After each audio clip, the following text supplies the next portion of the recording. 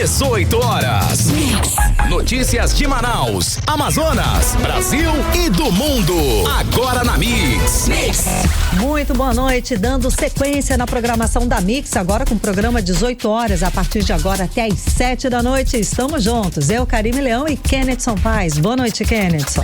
Olá, Karime Leão, muito boa noite pra você, boa noite a todos que acompanham aqui a nossa programação na Mix. Gente, participa do nosso programa mandando aquela mensagem de texto, uma foto, um vídeo, interage com a gente, manda pra gente um WhatsApp, que é o 994887592. E é claro, vale também a sua participação para você que nos acompanha ao vivo pela live do YouTube. Manda a sua mensagem de texto e segue a gente nas redes sociais. No @18 horas News. 18 horas.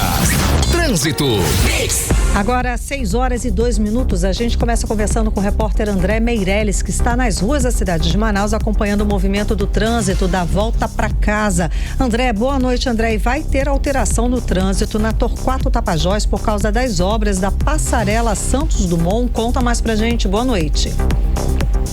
É isso mesmo, os passageiros vão precisar redobrar a atenção na Torquato Tapajós, porque a estação Santos Dumont vai ser interditada temporariamente. Isso vai acontecer a partir de amanhã, que é 22 de maio e 25 de maio, para ali as obras da nova passarela, aqui na zona centro-oeste de Manaus. Muito boa noite, Karime, Kennedson, a todos que nos acompanham. A gente passa nesse momento aqui pela Avenida Torquato Tapajós, para mostrar, para narrar, na verdade, a situação do trânsito aqui pelo local e falar dessa interdição. Inclusive, por causa disso, mais de 20 linhas de ônibus vão operar em desvios nos dois sentidos da Avenida Torquato Tapajós, utilizando aí um contrafluxo próximo à estação. Mesmo assim, seguem atendendo aí os pontos entre a estação Santos Dumont e a estação Arena, ali na Constantino Neri. Já algumas linhas alimentadoras vão funcionar apenas até a estação Arena e não vão fazer ali paradas em outros pontos durante o trajeto. Então, o que o IMU, que é o Instituto Municipal de Mobilidade Urbana, orienta? Que os condutores, a partir de amanhã, eles vão ter toda a orientação ali no local. O IMU também informou que 5 ônibus de apoio, na verdade, vão estar disponíveis para ajudar no transporte de passageiros, caso haja aí essa necessidade. Os agentes de trânsito e também os fiscais vão acompanhar essa movimentação na área durante essa operação, A gente também traz mais uma informação rápida aqui. Teve um acidente de trânsito, A entregadora por aplicativo, ela acabou morrendo ali durante esse acidente grave na zona sul de Manaus. A Nayara Cristina Barbosa, de 26 anos, ela não resistiu depois que a moto dela, a moto que ela pilotava, bateu em uma caminhonete ali no cruzamento da Avenida Japurá com a rua Afonso Pena, no bairro Praça 14. Segundo as informações, a jovem ela tinha acabado de fazer uma entrega quando aconteceu a colisão. O SAMU, o Serviço de Atendimento Móvel de Urgência, ainda tentou reanimar a vítima, mas acabou que a morte foi confirmada ali no local. E claro, deixou também o trânsito bastante comprometido para quem passava ali pela área. A Polícia Militar isolou o trecho para trabalho de perícia, e as causas do acidente ainda vão ser identificadas. Volto com vocês. Muito obrigada pelas informações, André Meirelles. Mix. E vamos aos destaques de hoje do 18 horas. Crise na saúde pública. Eu, Nathalie Moraes, falo sobre as denúncias do SPA Dr. Danilo Correia na zona norte de Manaus. Pacientes enfrentam longas filas e profissionais estão com salários atrasados desde 2024. E eu, André Meirelles, mostro a situação difícil enfrentada por muitas famílias em Manaus na hora de fechar as contas do mês. Um levantamento revela que a capital amazonense é a segunda mais inadimplente do país. O Rio Negro atingiu hoje, 21 de maio, a cota de inundação de 27 metros e 52 centímetros em Manaus. Eu, Vanessa Lima, trago as atualizações da cheia de 2026. 18 horas. Esses e outros assuntos, os destaques do dia mais importantes a partir de agora para você que sintoniza 100,7. No programa 18 horas de hoje, quinta-feira, dia 21 de maio de 2026. Você está ouvindo 18 horas. E a gente começa o programa falando sobre a crise na saúde pública do estado do Amazonas. E mais um caso, mais uma denúncia revoltante. Um vídeo que circula nas redes sociais mostra pacientes enfrentando filas, muita espera no serviço de pronto atendimento e policlínica Dr. Danilo Correia, lá na zona norte de Manaus. A situação só piora nessa unidade. Isso porque nós recebemos a informação também sobre os atrasos nos pagamentos dos médicos que trabalham nesse SPA, o Dr. Danilo Correia. Um absurdo, não é, Kennison? Com certeza, Karime Leão. Profissionais que trabalham nesses serviços do pronto atendimento, eles afirmam que eles não têm salário, que eles têm os salários atrasados, Karime, desde 2024 e acusam a gestão do governador Wilson Lima de calote. E segundo os relatos, o atraso nos repasses tem afetado diretamente o funcionamento das unidades. Isso é óbvio, né, gente? Coloca diariamente ali vários pacientes no meio desse impasse, porque o paciente não quer saber se a pessoa tá com o pagamento em dias ou não. Ela quer receber o atendimento digno, né? Sem dúvida alguma. Agora, e esse profissional também, a gente fica se perguntando aqui, porque essa denúncia de atraso de salário, atraso de repasses, não é novidade aqui no 18 horas. Como é que esse profissional da saúde está colocando comida na mesa? Como é que está pagando as contas básicas, gente? Eu estou falando de luz, de água. Será que já cortaram? Como é que está o psicológico dessas pessoas, desses pais, dessas mães de família que não conseguem fechar a conta do mês simplesmente porque trabalham e não recebem? Gente, isso é inconstitucional, isso é básico do direito trabalhista. Você trabalhou, tem que receber, mas infelizmente nem esse direito é cumprido aqui no estado do Amazonas. Enquanto isso, como você falou, né, Kennison, quem depende da saúde pública continua sofrendo com essa espera absurda. Sabe Deus quando que vai conseguir ter um atendimento digno? Isso porque ninguém sabe do jeito que tá. Se nem os profissionais que trabalham lá na frente estão recebendo, você imagina como é que está essa unidade de saúde. A repórter Nathalie Moraes, ela está acompanhando essa situação, traz os detalhes aqui pra gente a respeito dessa unidade de saúde. Então, qual é a situação real dessa unidade? Nathalie, boa noite. Boa noite, Karime, Kennedy, e a todos os ouvintes que nos acompanham na noite dessa quinta-feira aqui no programa 18 horas. Karime, no finzinho da tarde dessa quarta-feira, viralizou nas redes sociais um vídeo, né, onde um homem, até o momento que não foi identificado, mostra ali a realidade decadente de descaso no atendimento dentro da unidade de serviço de pronto atendimento Danilo Correia, localizada ali na zona norte de Manaus. No vídeo, né, o paciente relata uma informação que ele teria recebido das enfermeiras. Ele alega, Karime, ter passado muitas horas ali esperando, desde o momento que ele passou a triagem até iniciar o atendimento, já tinha se passado mais de 4 horas. E aí ele, por diversas vezes, questionou: eu preciso ser atendido, tô sentindo dor. E aí não tinha nenhuma resposta daquele. Procurou a enfermeira, a chefe daquele plantão, e ela disse: não tem médico, só tem um médico atendendo aqui no SPA.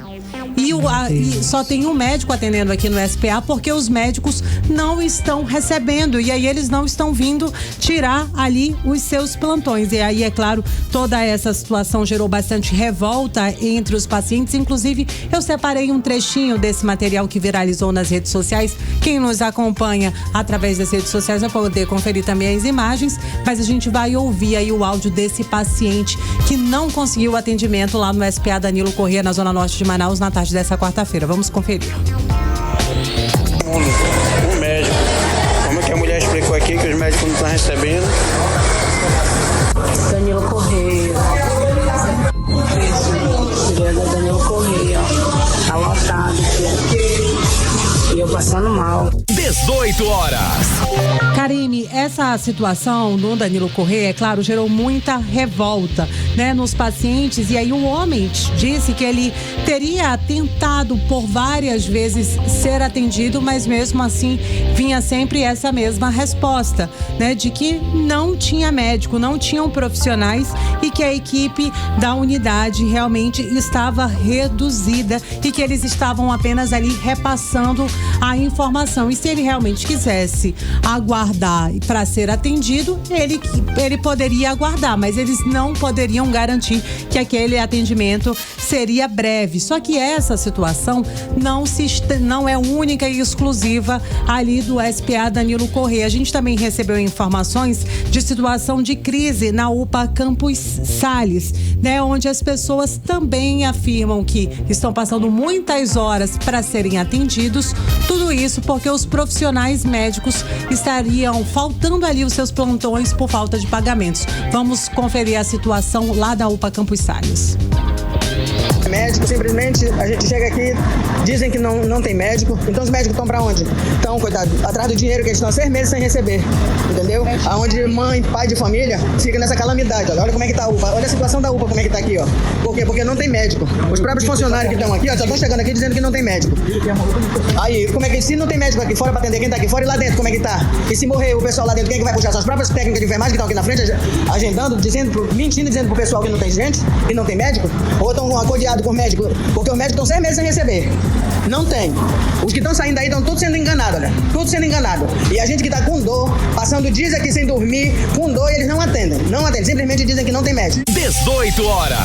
Karime e Kennedson e ouvintes do programa 18 horas, realmente é uma situação de calamidade, né, Karime? É um caos instaurado na saúde pública do Amazonas e, assim, a gente não tem uma resposta por parte das nossas autoridades para dizer, não, isso vai chegar ao fim, pode procurar atendimento que você vai ter esse atendimento garantido. Sequer temos uma resposta dos órgãos de controle. Cadê os órgãos de controle? Gente, nós noticiamos isso aí pelo menos desde 2019. Essa crise na saúde pública do estado do Amazonas que só vem piorando de lá para cá.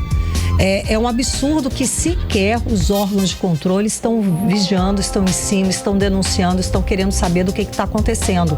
E lá na ponta, quem paga com a vida é a população que precisa da saúde pública aqui no estado do Amazonas. Agora, o pior desse tempo que a gente teve aqui, se é que eu posso ver se alguma coisa é pior do que alguém perder a vida nesse sistema falido, é a gente escutar do ex-governador Wilson Lima que o maior legado dele vai ser na área da saúde. A gente só pode aqui solidarizar com as pessoas que perderam seus entes queridos, com as pessoas que estão passando por esse processo de precisar da saúde pública do estado do Amazonas e não ter, e não receber um mínimo de dignidade, porque a gente vê aí, são as pessoas pedindo pelo menos uma satisfação, uma informação, dignidade. A gente anunciou aqui, a gente falou aqui no início dessa semana, a mãe que teve o filho no banheiro da recepção de uma maternidade. A gente já falou aqui das crianças recém-nascidas que ficaram em berços improvisados de cadeira de plástico. Essa é a dignidade de quem nasce no estado do Amazonas. Não tem berço, gente. Improvisaram bercinho umas cadeiras de plástico. Isso é vergonhoso para um estado rico, que ano após ano, a gente fala aqui também, bate recorde de arrecadação. Pelo menos 30 bilhões de reais aí foram para a saúde pública. E cadê esse dinheiro? Que sequer consegue honrar com o pagamento desses profissionais da saúde. É um caos que começou lá atrás, viu, gente? A gente só vem noticiando aqui a piora desse sistema de saúde pública. Eu lembro quando a gente entrou na pandemia no ano de 2020, então o ministro Mandetta recebeu aqui o presidente do sindicato dos médicos do estado do Amazonas, o Mário Viana, doutor Mário Viana, que foi lá, naquela época, já pedir a intervenção federal na saúde pública do estado do Amazonas. Naquela época já se falava, já se denunciava a falta de EPIs. Os cirurgiões, o anestesista, ele precisava entrar na sala de cirurgia com luva maior do que a mão. Você imagina o tato de um profissional desse ter que trabalhar isso? A gente trouxe isso tudo aqui. E é daí a gente chega, tá aí, 2019, chegamos em 2026. Estamos aqui noticiando novamente o sofrimento da população do estado do Amazonas na área da saúde. E cadê a resposta? É claro que não se faz mágica. Temos aí um novo gestor. Ok, sabemos que não se faz mágica. Mas nem o salário, gente. Cadê a ação nisso? É um descaso, né, Karime, Kennedy e ouvintes? É uma displicência muito grande, mas além de toda essa situação na qual a população amazonense vem sofrendo com a falta de atendimentos, horas de espera e muitas vezes pagando com a vida, na outra ponta a gente tem profissionais que estão ali exercendo a sua função, trabalhando para salvar vidas e no fim do mês não consegue pagar suas contas.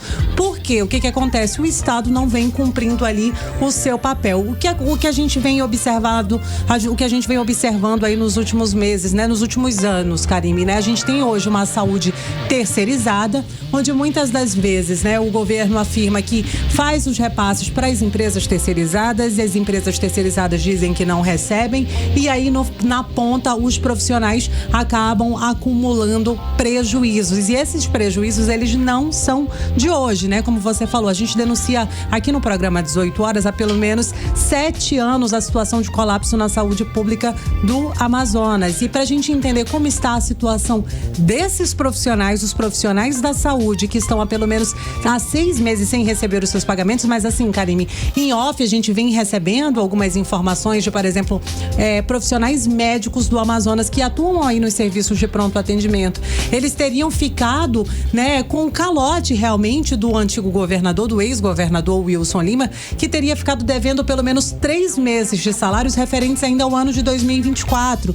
2025 não é diferente, a gente já está chegando em junho de 2026, porque a gente já está praticamente na metade do ano, e esses profissionais que continuam atuando, né, na linha de frente para salvar vidas, tem quase 2 anos aí de salários em atraso, a gente pode dizer assim. Mas para a gente entender um pouco mais de como está difícil a situação dessas pessoas, a gente conversou com o Denison Vilar, ele que é líder do movimento Todos pela Saúde. Vamos conferir. Respeitem um trabalhador da saúde que sai de casa de 3 a 6 meses sem receber para salvar você. Um desconhecido que chega aflito numa unidade de saúde, muitas das vezes agressivo contra um profissional de saúde, está de 3 a 6 meses salvando a sua vida sem receber. Infelizmente, o governo do estado do Amazonas segue sucateando e terceirizando a saúde pública no estado do Amazonas. Essa é a triste realidade. Quem manda na 10 AM são empresários inescrupulosos que visam pura e simplesmente o lucro e não a vida das pessoas. E políticos cúmplices desse caos, onde nós temos uma Assembleia Legislativa com 24 deputados, onde em sua maioria sequer se posicionam diante desse caos. E a população em outubro tem a oportunidade de fazer um limpa em pelo menos a metade dessa Assembleia Legislativa do Estado e não continuar aceitando a cumplicidade de quem deveria legislar e fiscalizar em favor do povo. 18 horas. Karime, Kennedy e ouvintes, né? É lamentável toda essa situação caótica que a gente vem vivendo na saúde pública do Amazonas, mas só para finalizar, né, lá sobre a situação do SPA Danilo Correia, a gente recebeu informações de que hoje a situação por lá também não teria sido diferente. Inclusive, né, algumas denúncias apontam que os funcionários estariam se recusando a abrir novas fichas de atendimento por falta de profissionais, né? E mais uma vez a justificativa realmente seria relacionada ao atraso de pagamentos das equipes médicas nessas unidades de serviço de pronto atendimento à saúde pública. É lamentável que a gente tenha chegado a esse ponto, Karine. É vergonhoso, é triste, traz pra gente o sentimento de indignação. Seguimos aguardando posicionamento para ver o que vai acontecer, porque o cidadão, no mínimo, ele precisa ter uma satisfação. Essa é a obrigação do governo do estado do Amazonas, da Secretaria de Saúde, é dar satisfação para a sociedade do que está acontecendo e de quando esse assunto vai ser resolvido. Muito obrigada pelas informações, Nathalie Moraes. Você está ouvindo 18 horas. Não está fácil, né, Karime, para poder fechar as contas no fim do mês, principalmente pra gente que mora aqui em Manaus. Escuta esse dado: Manaus virou a segunda capital mais inadimplente do Brasil. Quase metade das famílias da nossa cidade começou o ano com as contas atrasadas. Você tá atrasada, Karime? Claro que eu tenho conta atrasada. Gente, tá fácil pra ninguém. Gente, tá difícil fechar a conta, fazer aquela conta bonita. Aquela matemática pra fechar um mês no azul. Não tá dando não, viu, gente? Esse levantamento, Kenneth, é da Federação do Comércio de Bens e Serviços de Turismo do Estado de São Paulo. E segundo o estudo, 5 em cada 10 famílias aqui de Manaus, manauaras, tem pelo menos uma conta vencida. A gente só perde para Belo Horizonte, em Minas Gerais, no ranking das capitais com mais pessoas com contas atrasadas. O repórter André Meirelles traz pra gente mais detalhes. Boa noite, André. Então, os números mostram que a situação piorou de novo aqui para umas manauaras, não é, André? Boa noite. É isso, os números mostram que a situação piorou de novo. Muito boa noite, Karime e Kennedson, a todos que nos acompanham.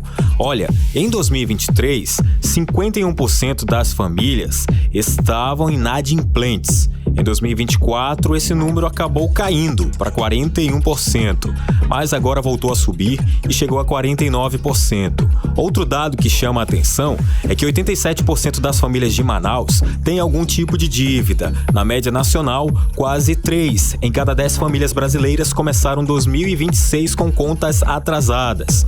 E nas ruas de Manaus, a população confirma a pesquisa. Às vezes, a conta aperta e tem que tirar de uma para repor a outra, como é o caso do empreendedor Richard Souza. Sim, eu já atrasei faturas.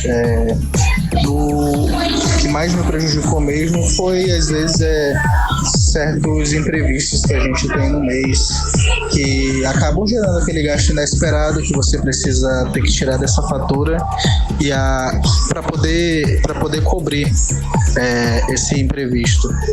Eu também conversei com a economista Michele Aracati, que disse que o grande problema é que o crédito está tomando cada vez mais espaço no orçamento das famílias.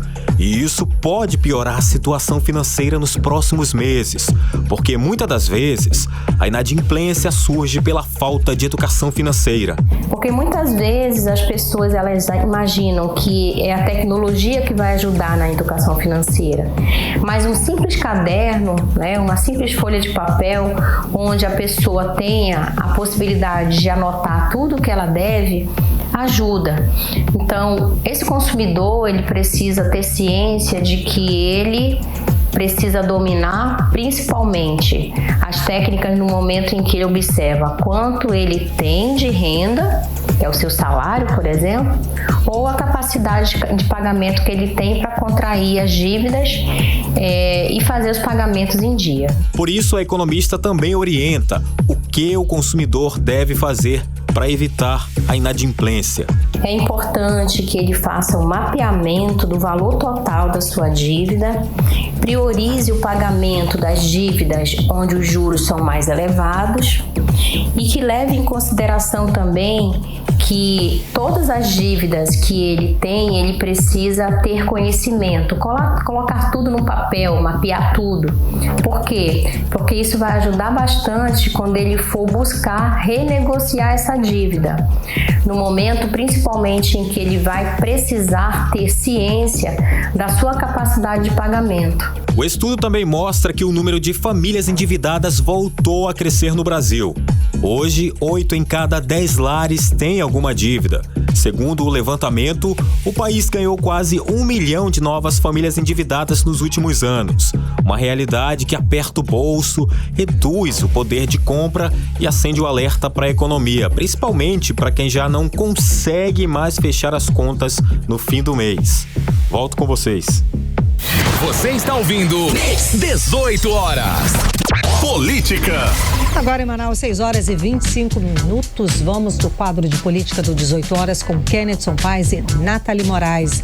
Nathalie, boa noite, Nathalie. Vamos lá. A Assembleia Legislativa do Amazonas aprovou o projeto que muda as regras de ingresso da Universidade do Estado do Amazonas e teve toda aquela questão polêmica envolvendo as cotas, depois da decisão do Supremo Tribunal Federal. Como é que ficou essa história, Nathalie? Conta pra gente. Boa noite mais uma vez, Karime, Kennedson e a todos os ouvintes.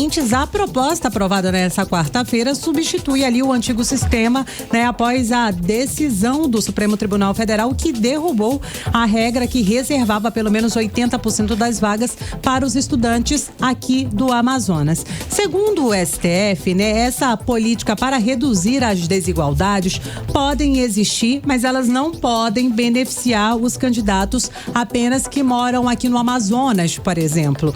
Com isso, isso, com essa nova lei, foi criado um modelo baseado nas ações afirmativas para ampliar o acesso de estudantes de escolas públicas, estudantes que possam comprovar que eles são de baixa renda, negros e indígenas, e além dos estudantes com deficiência, né? E aí, na concorrência do vestibular, agora ficou mais ou menos assim: 35% das vagas vão ser destinadas para os estudantes das escolas públicas, 25% para os estudantes de qualquer escola, 5% para os portadores, né, de diploma de ensino superior, 20% para as pessoas que possuem algum tipo de deficiência, 5% aquela cota para negros, né, e também para os pardos, e 10% para as pessoas indígenas. Outros 40% para os estudantes de escolas públicas, 25% para estudantes de qualquer escola. Ou seja, assim, né, tipo, a chance de você concorrer, né? Cara, assim, quem estuda só, não tem, né? É um pouquinho complicado, né, Karime? Mas assim, além disso, né, metade das vagas de cada modalidade, presta atenção, além disso, metade das vagas de cada modalidade será reservada para os candidatos de baixa renda, com renda familiar de até 5 salários mínimos por pessoa. Esse projeto também prevê ali regras de verificação para os candidatos cotistas, como tem aquela banca ali, né, que deve definir se a pessoa realmente é negra de fato, se ela vai ter que comprovar realmente, né, vai fazer toda a validação, mas a verdade é que esse projeto foi aprovado nessa quarta-feira lá na Assembleia Legislativa, agora segue para a sanção aí do governador Roberto Ciradi. Tá certo, então. Kenneth, vamos falar em governador, vamos falar de prefeito. Renato Júnior, ele disse que vai encontrar o presidente Lula quando estiver aqui em Manaus, na visita dele, que está marcada para a semana que vem, e que vai levar as pautas aqui da cidade de Manaus. A gente sabe aí quais são as principais pautas? Claro, Karime Leão, olha só, o prefeito de Manaus, Renato Júnior, ele apresentou os principais temas que deve apresentar ao presidente Lula. Primeiro, mobilidade urbana, é um tema que ele acabou falando sobre isso hoje pela manhã, e também falou sobre as erosões devido às fortes chuvas. Esse já era um tema que até o próprio governo federal já tinha recebido da capital amazonense. Eu lembro quando aconteceu aquela grande tragédia lá na área da zona leste de Manaus, onde várias pessoas acabaram sendo soterradas. Então já é uma demanda que o governo federal sabe, está ciente dela. Além disso, também existe já investimentos do governo federal em relação à habitação. Já é um programa que o governo federal tem investido aqui em nossa capital. E aí o prefeito de Manaus, ele destacou que assim como foi bem recebido lá no Palácio do Planalto, quando na ocasião esteve ao lado dos senadores Eduardo Braga, Omar Aziz, o ex-prefeito de Manaus, Davi Almeida, da mesma forma ele também vai receber o presidente Lula aqui em nossa capital e não vai perder a oportunidade de apresentar essas demandas da nossa capital. Vamos ouvir o que disse Renato Júnior. Como prefeito de Manaus, estarei recebendo o presidente Lula, cumpro uma função institucional de prefeito e não tenho nenhuma dúvida que estarei recebendo o presidente da República da mesma forma que ele me recebeu no seu gabinete na presidência da República. Eu acho que o diálogo do prefeito de Manaus, Renato Júnior, como prefeito da cidade, da 6ª maior economia do país, com o presidente Lula, até para apresentar as nossas principais dores, as nossas erosões que temos na cidade de Manaus, as nossas dificuldades com relação à mobilidade urbana, as nossas dificuldades com relação à habitação na cidade de Manaus, que esses pontos já foram, inclusive, muitos deles olhados e vistos pelo governo federal, mas ainda há muito que avançar. Não tem nenhuma dúvida que eu não perderei a oportunidade de levar as dores e os clamores da cidade de Manaus até o nosso presidente da República, que é o presidente Lula. E esse compromisso já tem data, né, marcada, agora foi remarcada essa data pelo menos uma vez, né? E agora tem o dia marcado para chegar a Manaus dia 26 de maio, permanecendo até o dia 27. E entre os compromissos previstos pelo presidente está as visitas às obras realizadas na BR-319, como ali a ponte sobre o Rio Otasmirim, o Rio Curuçá, entregas de casas lá no Parque das Tribos, que foi uma parceria também do governo federal com a Prefeitura de Manaus, além do lançamento da ordem de serviço início do Porto da Manaus Moderna aqui no nosso centro de Manaus, que com certeza é uma obra muito importante que há décadas nós esperamos por essa notícia da reformulação do nosso Porto da Manaus Moderna, que com certeza merece essa atenção maior, né? Sem dúvida alguma, estamos aguardando ansiosos essa questão do Porto e a questão da BR-319. Nunca é demais lembrar que continuamos aqui otimistas com essa recuperação. Nathalie, então, o ex-prefeito de Manaus, Davi Almeida, ele contestou a pesquisa que aponta alta rejeição ao nome dele na disputa pelo governo do Amazonas. Ele publicou vídeo nas redes sociais e mostrou ali que na época que ele foi candidato à reeleição para a prefeitura de Manaus, essas mesmas empresas de pesquisa mostravam derrota para ele e uma única só que acertou e acabou que ele foi reeleito, né? Ele contestou com vídeo mostrando números, né, e com provas essas pesquisas, essas últimas pesquisas, não é isso? Boa Exatamente, noite, Karime, né? No programa 18 horas dessa quarta-feira, a gente trouxe aqui no quadro de política os dados da pesquisa Action, que foi divulgado na manhã dessa quarta-feira. E aí, durante, né, essa pesquisa, a gente falou ali que tecnicamente todos os candidatos teriam chance e que alguns deles estariam inclusive empatados ali nessa segunda posição. E aí a gente trouxe, né, os nomes da empresária Maria do Carmo Cefaí, do atual governador Roberto Cidade e do ex-prefeito de Manaus, Davi Almeida. Só que essa pesquisa também trazia, né, um dado bastante relevante, falando que o Davi, o ex-prefeito de Manaus, também liderava nos números de rejeição. E aí, Karime, ele não recebeu de uma boa forma, a gente pode dizer assim, essas informações, e ele veio até as redes sociais para contestar aí esses números divulgados pela Action Pesquisas, né? Inclusive, ele disse que durante as eleições municipais de 2024, esse mesmo instituto dizia que ele não ia ser o prefeito e ele foi reeleito. Eu separei um trechinho desse material para que os nossos ouvintes possam conferir. Vamos ouvir o que disse o pré-candidato ao governo do Amazonas e ex-prefeito de Manaus, Davi Almeida. Tenho recebido muitas mensagens de pesquisas que estão sendo publicadas nas últimas semanas. Pesquisas que, na minha concepção, é fora da realidade. Inclusive, eu quero mostrar aqui para vocês o resultado das eleições de 2024. Olha só, aqui eu tenho 3 institutos que publicaram pesquisas recentemente. Em 2024, esse instituto, Atlas Intel, deu a vitória do meu adversário contra mim. O Veritá também deu a vitória do meu adversário contra mim. E o Action também deu a vitória do meu adversário contra mim. Olha o que o povo falou nas urnas. Quase 10 pontos de vantagem, totalmente fora dessa realidade. Então, muita calma nessas análises, muita calma nessas publicações. Inclusive, eu recebi o resultado das nossas pesquisas dos institutos que acertaram em 2024. O resultado é muito diferente desses que estão publicando. E a força do nosso trabalho vai fazer a diferença novamente. Valeu, pessoal! 18 horas. Karime, Kennedson e ouvintes, está aí a fala do ex-prefeito de Manaus, Davi Almeida, pré-candidato ao governo do Amazonas, né? Pedindo cautela, interpretação dos levantamentos eleitorais. E ele está confiante, né? Otimista, pelo menos ele transpareceu isso aí nesse vídeo. Mas a gente sabe que pesquisa a fotografia daquele instante, que cada semana muda, cada semana a cabeça do eleitor pode mudar. Eu lembro também daquelas pesquisas no ano em que a ex-presidente Dilma Rousseff, ela estava concorrendo a Senado Federal e todas as pesquisas davam unânimes que ela seria senadora e não foi. Então realmente né, muita cautela. Cabeça de eleitor é terra que ninguém anda, é na né? hora, né? É assim, a eleição se ganha no fim, né, da contagem dos votos. E sobre esse assunto ainda, hoje pela manhã, a imprensa não fez questão de perguntar do prefeito de Manaus, Renato Júnior, o que ele achava sobre esses dados que foram divulgados a respeito do ex-prefeito de Manaus, Davi Almeida, e sobre o que ele considerava em relação a esse cenário da política amazonense.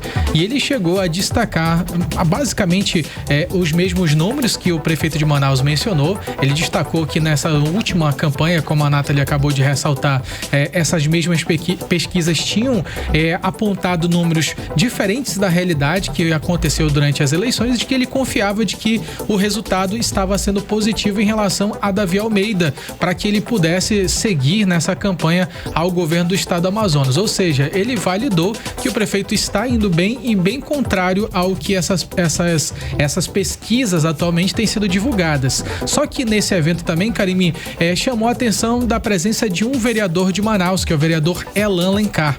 Você lembra do vereador Elan Alencar dessa semana que aconteceu? O vereador caçado, né? Pois ele foi caçado. Ele estava lá como vereador? Estava lá, né? Durante esse evento, o vereador Elan Alencar estava por lá. Só pra gente trazer um contexto para quem tá acompanhando a gente agora, o TRE, que é o Tribunal Regional Eleitoral do Estado do Amazonas, manteve a cassação do vereador Elan Alencar por fraude à cota de gênero nas eleições municipais de 2024, quando o parlamentar ainda disputava pelo Partido Democracia Cristã. Essa decisão ela foi mantida durante o julgamento de recurso relacionado a uma ação de investigação judicial eleitoral movida pelo PSD de Manaus. Segundo a Justiça Eleitoral, o partido teria lançado uma candidatura feminina apenas para poder cumprir uma exigência legal da cota de gênero. A candidata apontada, inclusive, no processo era considerada inelegível por falta de quitação eleitoral, ausência de filiação partidária e até de documentação obrigatória.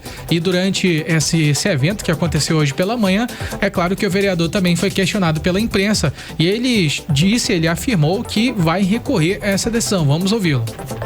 O que me importa é o que o povo decidiu. O que o povo decidiu foi me reeleger. E aí tem essas questões de cota de gênero, não sou contra, mas não foi eu que cometi o erro. De repente foi o partido que pode ter cometido esse erro. E aí tem outras questões. E em nenhum momento eu me torno inelegível sobre essa questão. Não cabe inegibilidade sobre o tema, sobre o assunto. Estou focado já na nossa possível pré-candidatura como deputado estadual e vou trabalhar, né, para que isso possa acontecer, para que a gente possa ser eleito deputado estadual. E aí, tecnicamente, o processo se acaba, porque aí, de repente, a gente conseguindo se eleger, a gente segue a nossa caminhada política, a gente vai recorrer, porque não é recorrer pelo Elan, é recorrer pelas 8.611 pessoas que decidiram votar em mim. E esse caso com certeza levanta um debate importante, né, Karime? A cota de gênero, ela foi criada exatamente para poder garantir mais espaço e representatividades para as mulheres, mas em muitos casos elas acabam sendo colocadas, Karime, apenas para poder cumprir uma exigência burocrática dos partidos políticos. E quando existe essa fraude, gente, quem perde não é apenas o candidato ou o partido, mas também a própria credibilidade desse processo democrático e a luta por participação feminina na política. E com certeza isso tem que ser investigado, mas o vereador falou que vai recorrer. Sem dúvida alguma, mas de fato ele foi, tá? Ele recebeu os votos, sem dúvida alguma. Agora, é possível tratar esse assunto, é necessário tratar esse assunto com todo cuidado, afinal de contas estamos falando da representatividade feminina na política brasileira. Muito obrigada pelas informações. Bloco de Política com Kenneth Paes e Nathalie Moraes. Você está ouvindo 18 horas. Daqui a pouco, no 18 horas, eu, Vanessa Lima, falo sobre a cheia em Manaus. Hoje, o Rio Negro ultrapassou a cota de inundação e atingiu os 27 metros e 52 centímetros. É o nosso assunto em instantes. 18 horas. Trânsito. Vamos saber como é que está o trânsito com o repórter André Meirelles. André, antes de você dar a parcial aí da volta para casa, explica pra gente como é que ficou a situação de uma greve de ônibus marcada para amanhã, sexta-feira, aqui em Manaus. Boa noite. Olha, a Justiça do Trabalho reconheceu o direito de greve dos rodoviários, mas só que determinou que parte da frota continue circulando nos horários de pico aí das 6 da manhã, às 9, também das 5 da tarde até as 8 da noite. O sistema, ele deve operar com 80% dos ônibus. Nos demais horários, metade da frota deve rodar, ou seja, 50%. A decisão também proíbe bloqueios nas garagens e prevê multa pesada de R$100 mil por hora para quem descumprir as regras. Essa decisão, ela saiu em caráter liminar e foi assinada nessa quinta-feira pelo desembargador Davi Alves de Melo Júnior, do Tribunal Regional de Trabalho da 11ª Região. O pedido partiu do Sinetran, que é o sindicato das empresas de ônibus, que tentou garantir o funcionamento mínimo dos coletivos durante a greve dos rodoviários. Então, pela decisão, previsão, as empresas vão ter aí que se organizar para cumprir a frota determinada pela Justiça, enquanto os trabalhadores devem fazer um rodízio entre os grevistas. Então, no meio do impasse, quem segue no aperto é a população, né, que depende do transporte público aí todos os dias aqui em Manaus. Volto com vocês. Muito obrigada pelas informações, André Meirelles. 18 horas. Previsão do tempo. E vamos saber agora como é que fica o tempo com Vanessa Lima. Boa noite, Vanessa. Muito boa noite a todos que acompanham a previsão do tempo aqui com a gente no 18 horas. Quinta-feira chuvosa na capital amazonense. A previsão para a noite de hoje indica pancadas moderadas de chuva com chance de 70% de precipitações, ou seja, mais uma noite chuvosa. E agora vamos falar sobre o clima de amanhã, 22 de maio, sexta-feira. Segundo o Clima Tempo, na sexta-feira o sol mal aparece escondido entre nuvens carregadas. Amanhã já começa chuvosa e à tarde a intensidade da chuva aumenta, acompanhada de trovoadas com 80% de chance de precipitações. A noite de sexta com 80% de chance de precipitações. Resumo do termômetro. A temperatura nessa sexta varia entre mínima de 24 e máxima de 27 graus. E a umidade relativa do ar fica em torno de 85 a 99%. Vanessa segue aqui com a gente para falar sobre a cheia. Gente, o Rio Negro superou a cota de inundação, que é de 27 metros e 50 centímetros, e hoje bateu os 27 metros e 52 centímetros. Isso, né? Isso mesmo, Karime. O nível das águas do Rio Negro ultrapassou oficialmente a cota de inundação após subir mais de 4 centímetros em apenas 24 horas. E com essa elevação da água, a cidade fica em um cenário de atenção redobrada. Em vários pontos da capital já começaram a ser instaladas passarelas para ajudar na circulação das famílias afetadas. E a expectativa é que o rio continue subindo nas próximas semanas, já que o período de cheia ainda não atingiu o pico. E os especialistas do Serviço Geológico do Brasil já tinham alertado que havia uma grande probabilidade do Rio Negro ultrapassar a cota de inundação desse ano. As previsões apontam que o nível pode continuar avançando acima dos 27 metros, o que aumenta, aquele risco de alagações em bairros próximos a igarapés e áreas mais baixas da cidade. E enquanto isso, os órgãos municipais e estaduais seguem monitorando diariamente o nível do rio e organizando ações preventivas para minimizar os impactos da inundação. A recomendação é que os moradores de áreas de risco fiquem atentos aos alertas da Defesa Civil e acompanhem as atualizações sobre a cheia na capital amazonense. Karime, Kennedy e ouvintes. Muito obrigada pelas informações, Vanessa Lima. 18 horas. E enquanto a floresta ainda resiste à pressão do garimpo, das queimadas e da grilagem, os números do desmatamento do Amazonas mostram uma queda nesse ano, Karine. Kennedy, isso aí, o aumento de brigadistas, ações judiciais contra desmatadores e mudanças mais sérias na política ambiental contribuíram para a redução, mas o desafio continua enorme. Quem traz os detalhes pra gente é a repórter Odineia Araújo. Boa noite, Odineia. O Amazonas registrou queda de mais de 30% no desmatamento nos primeiros meses de 2026. Segundo dados do INPE, o Instituto Nacional de Pesquisas Espaciais, foram mais de 3 mil hectares desmatados entre janeiro e março desse ano. No mesmo período de 2025, a área devastada passava de 4.500 hectares.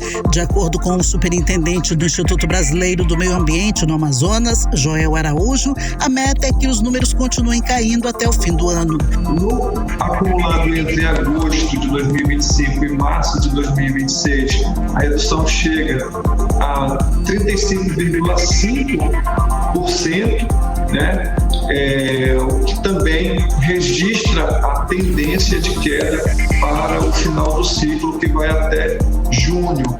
Então, registrar também que na Amazônia Legal confirma-se a tendência de redução, com uma queda de 17% no trimestre e de 36% no acumulado de 8 meses, que já dá esse indicativo que é a menor taxa desde 2017.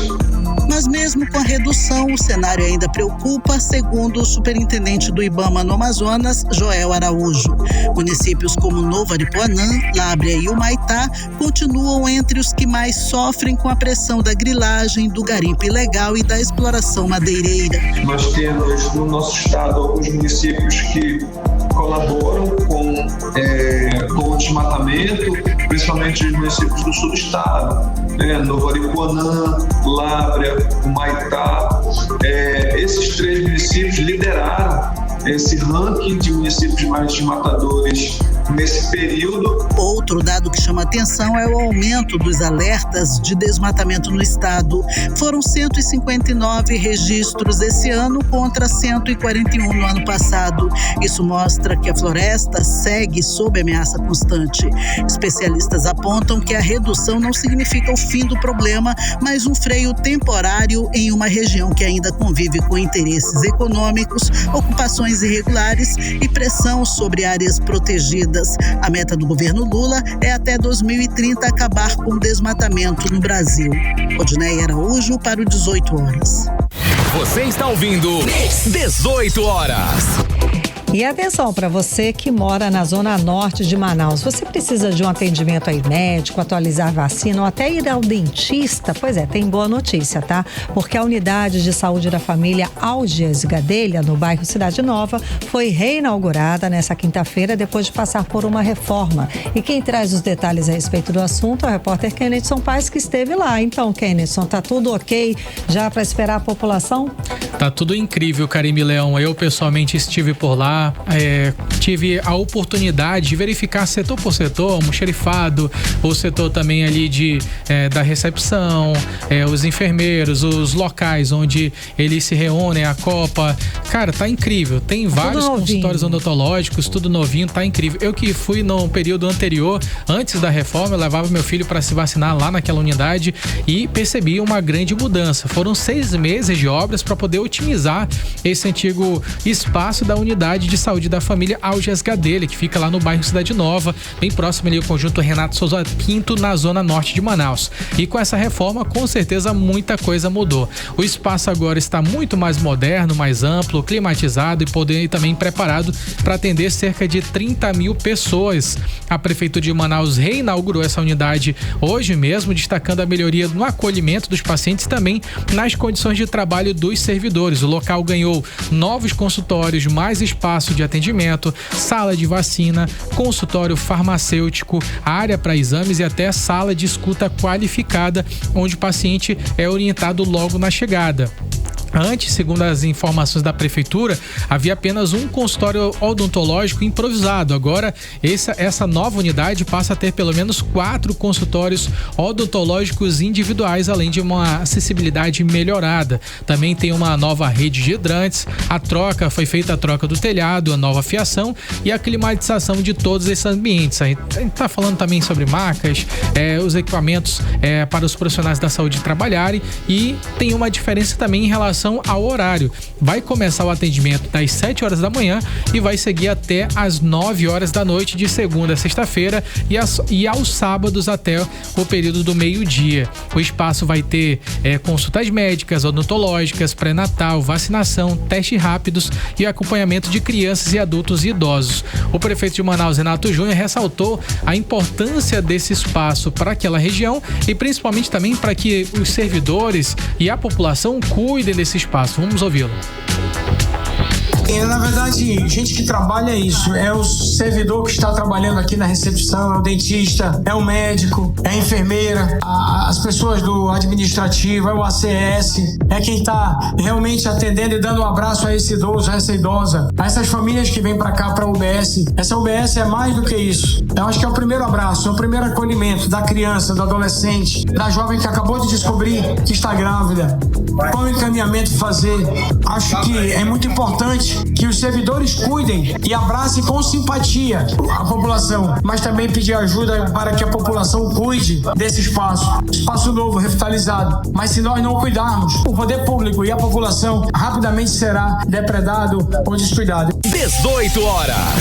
E com certeza essa é a realidade de muitos lugares, né? A gente percebe, a gente acabou de falar aqui recentemente sobre a condição do Danilo Correia, ainda há pouco, falando sobre os problemas enfrentados nessa unidade de saúde, e a gente percebe agora que a Prefeitura Municipal de Manaus oferece para os mesmos moradores daquela área da Zona Norte, Karime, esse atendimento na unidade de saúde da família Augias Gadelha. Então a população pode se direcionar para lá, a capacidade é bastante suficiente, né? 30 mil pessoas é a estimativa de atender. Caramba, muitas 30 a essa mil população. Pessoas. E tem uma atividade muito recorrente devido a fazer atualização das vacinas, pré-natal, então constantemente ali fica com uma grande quantidade de pacientes. Então vai ser mais uma unidade de saúde oferecendo para a população essa qualidade de vida e essa qualidade na área da saúde que tanta população carece, né, Karime? Sem dúvida alguma. Muito obrigada, Kennedson Paz. Você está ouvindo 18 horas. Economia. Vamos agora para os indicadores econômicos de hoje. O dólar fechou em queda de 0,15%, segue cotado aos R$ 5,99. O euro fechou em queda de 0,19%, cotado aos R$ 5,80. O Bitcoin fechou em queda de 0,18% aos R$ 387.301. E o Bovespa fechou em alta de 0,05% aos 177.450 pontos. E a inflação pesou mais no bolso das famílias mais pobres. A Receita Federal divulgou estatísticas da malha fina. Até essa segunda-feira, o total de 1.410.000 pessoas foram retidas, o que corresponde a 5,6% do total apresentado. E esse número deve crescer, já que 40% dos contribuintes ainda não entregaram a documentação, a declaração do imposto de renda de 2026. O prazo final termina na semana que vem, na próxima sexta-feira, dia 29 de maio. 18 horas. Agora escuta esse dado, Karime. A inflação, como a gente está falando, aumentou bastante, 0,85% em março, ali 0,92% em abril. E exatamente nessas famílias que ganham até R$ 2.299, né, Karime? O negócio tá feio para que as pessoas que moram, essas pessoas que são da faixa de baixa renda, esses números, eles acabaram sendo divulgados pelo Instituto da Pesquisa Econômica Aplicada. Exatamente, não está fácil, principalmente para essas famílias considerada a faixa mais baixa de renda. Já o oposto, entre as famílias de renda mais alta, superior a R$ 22.000 mensais, a taxa caiu de 0,85% para 0,24% no mesmo período. A inflação ficou mais amena, caiu para essas famílias. Bom, eu conversei com a economista Denise Cassama, que explicou que a variação no preço dos alimentos é o grande responsável por essa realidade. Vamos acompanhar. Isso, evidentemente, impacta bastante no cômputo da inflação, né? É bem relevante. Impacta mais ainda nas famílias mais pobres, porque a participação de alimentos é bem maior proporcionalmente que a de quem tem uma renda maior, né? Então, uma dúzia de ovos tem o mesmo preço, seja para você ganhando um salário mínimo, seja você ganhando 10 salários mínimos, só que percentualmente ele vai impactar muito mais em quem ganha um salário mínimo do que quem ganha 10 salários mínimos, e assim com todos os outros itens. Como eles são muito sazonais, suscetíveis ao aumento de preço, ele acaba impactando mais no bolso de quem ganha menos do que de quem ganha mais. 18 horas. Enquanto o Amazonas tenta avançar em tecnologia e desenvolvimento, milhares de crianças ainda nem existem oficialmente para o estado. Sabe por quê, Karime? Kennedson, esse é o chamado subregistro de nascimento, que aqui no Amazonas é 4 vezes maior que a média nacional. Os dados são do IBGE. Quem traz os detalhes pra gente dessa matemática é a repórter Odineia Araújo. Então, Odineia, o que isso quer dizer na prática? Bom, na prática, isso significa crianças sem certidão, sem acesso a direitos básicos e invisíveis para o poder público. É isso que revela o levantamento do IBGE, o Instituto Brasileiro de Geografia e Estatística, de que o Amazonas registrou em 2024 uma das piores taxas de subregistros de nascimentos do Brasil. Segundo o IBGE, cerca de 2.900 crianças podem ter ficado fora dos cartórios no prazo legal. A taxa no estado chegou a 4,4%, mais de 4 vezes acima da média nacional. O problema é mais grave em municípios isolados, de acordo com a Djalma Nogueira, que é chefe de disseminação de informações do IBGE no Amazonas. Os mais isolados e distantes da capital enfrentam barreiras severas para garantir que nascimentos e óbitos sejam devidamente oficializados em tempo hábil. A falta de documentação adequada afeta de forma desproporcional as mães mais jovens. O subregistro de nascimento atinge o seu patamar mais crítico entre adolescentes no início da juventude, o que evidencia uma forte correlação entre vulnerabilidade social e falta de acesso a bens e serviços públicos essenciais. O levantamento revela ainda que o subregistro é maior entre mães adolescentes. Entre meninas com menos de 15 anos, o índice passou de 14%. Segundo o chefe de disseminação de informações do IBGE, a Djalma Nogueira, a situação mais crítica foi verificada em Barcelos. O município de Barcelos desponta como o caso mais alarmante em todo o estado. Lidera negativamente tanto nas estatísticas de nascidos vivos quanto nos óbitos, sem o devido registro legal, acendendo um alerta para uma necessidade de intervenções localizadas. Bom, na avaliação do IBGE, as subnotificações de registros no Amazonas são resultado da questão geográfica, com dificuldades de acesso em áreas remotas, isolamento e infraestrutura. E a situação não para nos nascimentos não, viu? O Amazonas também tem alta no subregistro de óbitos, inclusive de crianças. Um retrato que escancara a dificuldade de acesso a serviços básicos em muitas áreas ainda aqui do Amazonas. Volto com vocês. Você está ouvindo 18 horas. Quinta-feira é dia de estreias e novidades dos cinemas e também dos streamings. A partir de hoje, vamos trazer esses lançamentos aqui no 18 horas, todas as quintas-feiras. Exatamente. Entre os principais destaques, gente, estão o novo filme do universo Star Wars, que marca o retorno da franquia aos cinemas, e uma nova série inspirada no universo do Homem-Aranha. Vanessa Lima traz os destaques, os principais lançamentos pra gente agora. Então, Vanessa, o que promete chamar mais atenção do público nesse fim de semana? Quinta-feira é dia de cinema, streaming e muita maratona. E o grande destaque nas telonas é o Mandaloriano e Grogu, que marca o retorno de Star Wars ao cinema. O caçador de recompensas e o fofíssimo Grogu embarcam em uma nova missão cheia de ação, efeitos especiais e muitas referências para quem é fã da saga. E para quem curte um drama mais espiritual, tem Sexo e Destino, baseado na obra de Chico Xavier e Valdo Vieira. A história mistura traições, ciúmes e segredos familiares com questões espirituais e conflitos de vidas passadas.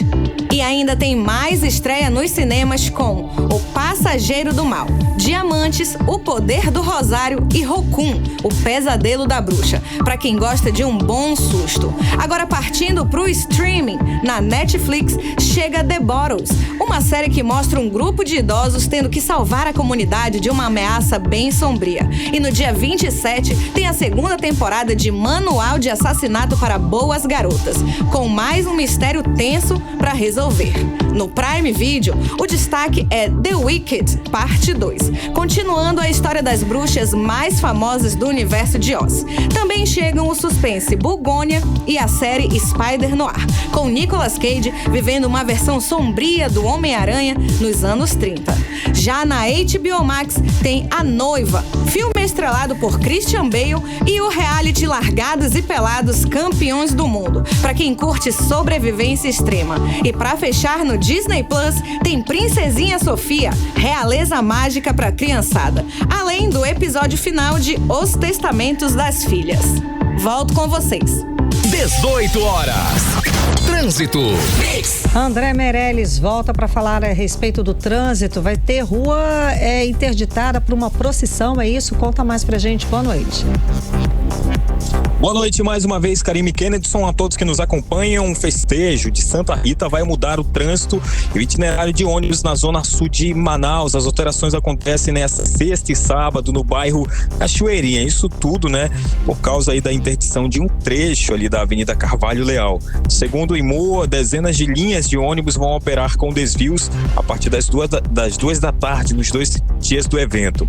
O tradicional festejo de Santa Rita de Cássia deve reunir milhares de fiéis aí em missas, procissões e atividades culturais na região. Por isso, os agentes de trânsito vão estar ali no local para orientar, né, os motoristas e passageiros. Então, a recomendação é que a população saia mais cedo de casa e redobre a atenção ali ao passar pelo bairro. Uma informação aqui também de trânsito, juntamente também com alguns, né, nossos ouvintes que mandaram algumas informações de trânsito para quem vem da Zona Leste, pela Avenida Cosme Ferreira, passando pelos bairros Ouro Verde e Coroado.